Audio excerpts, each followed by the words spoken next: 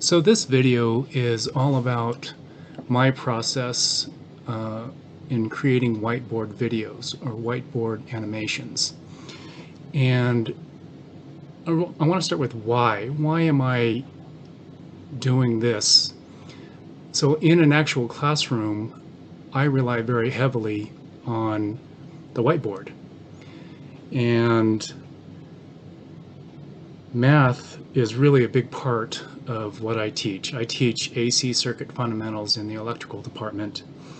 And so when I'm in the classroom, I'm drawing stuff on the board. It might be a circuit, it might be an equation. And it's a very dynamic process that I use. I sort of step by step go through an equation or a circuit. And so when I'm drawing on the board, I'm talking on top of that in the classroom. And I find that that is a very effective way for me anyway to convey the material that I need to in my classroom.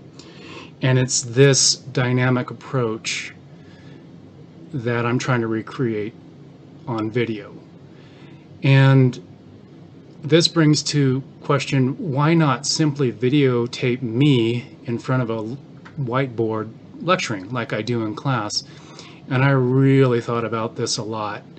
And it's simply too uncomfortable for me. I'm very intimidated to be in front of a camera, especially if I'm the main focus. And I'm also, frankly, I'm kind of creeped out with the idea of having a video of me anywhere online. So that's why I'm going with whiteboard animations. I know a lot of instructors are using WebEx or Zoom for remote teaching, and these are really great solutions, especially if you're looking for interactivity with the participants. Now, these tools require that, everybody needs to be available online and all connected at the same time. And again, it's great for interactivity, but I'm finding that whiteboard videos allow for more flexibility, both for the students and for me. And so for me, it's this trade. It is a trade-off. Interactivity, I'm giving that up, but I'm gaining flexibility instead. You're going to need some hardware to do whiteboard videos, and I'm using my laptop. It's running Windows 10. Now my laptop doesn't have a touchscreen, so at first when I tried these videos, I simply tried using my regular old mouse to draw on the screen, and I found that way too cumbersome. So I ended up choosing a drawing pad based on various YouTube videos and research I did online. And a drawing pad works like basically a touchpad mouse, but with the stylus. And the stylus lets you draw on the drawing pad, and it translates to the screen. The particular one that I got is this Huion, I'm not sure if I'm pronouncing that correctly, HS64. It was about $34 on Amazon. It had really good ratings, and it comes with the stylus. And I've had this drawing pad for a few days, and so far so good. As far as the software goes that I'm using PowerPoint for background images. And for these video segments, for this video, these images, they're just simple slides that I built. And then to record the videos on screen, I'm using this service called Screencast-O-Matic. You can see the URL here.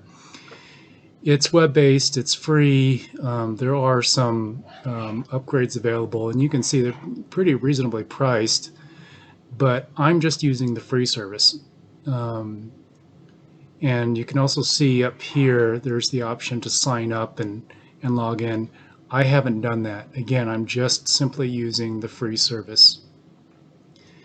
And then to edit the video, or really stitch together these video segments that I've created, I'm using Windows 10. There's a included video editor. So far so good. It's pretty easy to use, and I'm finding it pretty straightforward. And then there is software involved with creating subtitles or closed captions. That's a little bit more involved, so I'm going to do that in a separate segment. Adding subtitles to the video is really important, so the person watching the video can actually read what you're saying. And a few steps are needed. Ultimately, you need text of what is said in the video segment. And I first played around with Microsoft Word. There's a dictate function in there where you just speak into the microphone and it types out what you said, but I didn't have very good luck with that. So after some research, I landed on Google Docs, which has a good transcription feature. So very basically, I record the video and the audio, then I play that back while Google Docs is listening, and it transcribes that audio into text. Then I paste that all into Word, and Google Docs does a pretty good job of transcribing, but it does, make some errors, and if you're like me, you don't speak very clearly all the time, so it does the best it can, but you fix those little errors. And then finally, you end up with a Word document with the text of actually what's said in the video.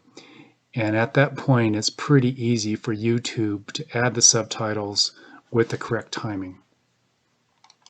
The process that I'm using to create these videos starts with defining what the video is going to be about. This video is, of course, how I create whiteboard videos. Then I take the time to write a script, or in this case, I didn't write a full script. I wrote an outline that included the various video segments that I wanted included in the entire video. And then I record those video segments. I just simply create a background image on PowerPoint. That's what you see here. Then I launched Screencast-O-Matic, and there are certainly YouTube videos on how that all works. I record the video and the audio, and then I stitch the video audio segments together with the Windows 10 video editor. Then I log into my YouTube account, I upload that video, and YouTube has again, this feature that creates subtitles or closed captioning. And when that's all done and I'm happy with the product, then I publish the video on YouTube.